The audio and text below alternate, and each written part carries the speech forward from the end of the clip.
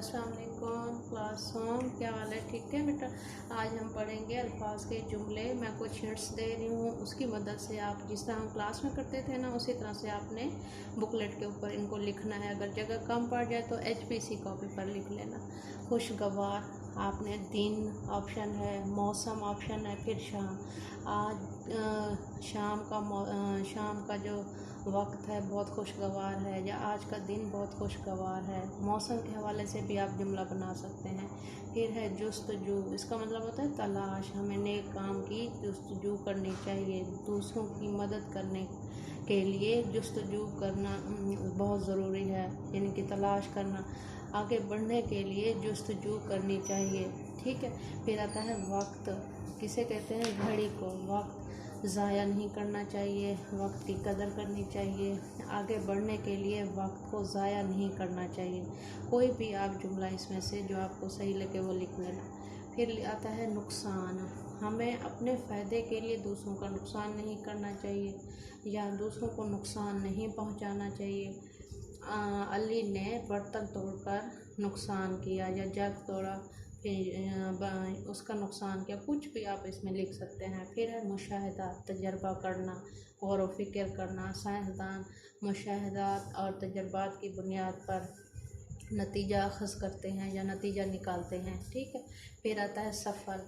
मैंने रेलगाड़ी का सफ़र किया। मुझे वैन का या बस या कार या कुछ भी, जो भी आपको अच्छा लगता है ना, ये गाड़ी जो भी आप लिखें, बस में सफ़र करना मुझे बहुत पसंद है। या आप यूँ भी कह सकते हैं, हम मरी जब गए तो बस का सफ़र किया, ठीक है। परेशान, परेशान का जुमला होता है उदास हो जाना। परिंदा जो है पिंजरे में बहुत परेशान लग रहा है। हमें किसी दूसरे को परेशान और तकलीफ़ नहीं पहुंचानी चाहिए। दूसरों को परेशान करना बहुत बुरी बात है। इस तरह से आपने ये सारे जुमले बुकलेट के ऊपर लिखने हैं। फिर सवाल नंबर 2 जो है आपका, वो है अरकान मिलान। यहाँ देखिए सीन बड़ी जैसे लाम लिफला बेस सैलाब, इस तरह लिखना है। फिर है ते बेल बा है छोटी ही, क्या बनेगा? तबाही। ये देखिए मैंने लिख दिया आपको। फिर है खे रे छोटी री, दाल बड़ी ये दे, खरीदे। थे ये थे, लाम बड़ी ये ले, थेले। इस तरह से सारे अरकान आपने बुकलेट के ऊपर जितने भी दिए गए हैं लिखने हैं आपने। फिर आ जाते हैं हम अल्फाज के मायने की तरफ। आज़ादी का मतलब होता है जश्न मनाना या जश्न। मुल्क किसे कहते हैं? वतन को। रोशन चमकता हुआ। दुनिया जहान, मतलब मायने।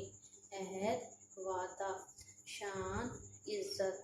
पाकिस्तान हमारा वतन है ना, तो आप लिखोगे हमारा वतन या अपने वतन का नाम। फिर है मेहनत लगन। बेटा आपने नज़्म पढ़नी है, उसके बाद आपने ये जो है सवालों के जवाब देने हैं। क्या है नज़्म में? हम किस दिन की याद मना रहे हैं? इस नज़्म में हम पाकिस्तान जब आज़ाद हुआ था 14 अगस्त 1947 को, उसकी याद मना रहे हैं।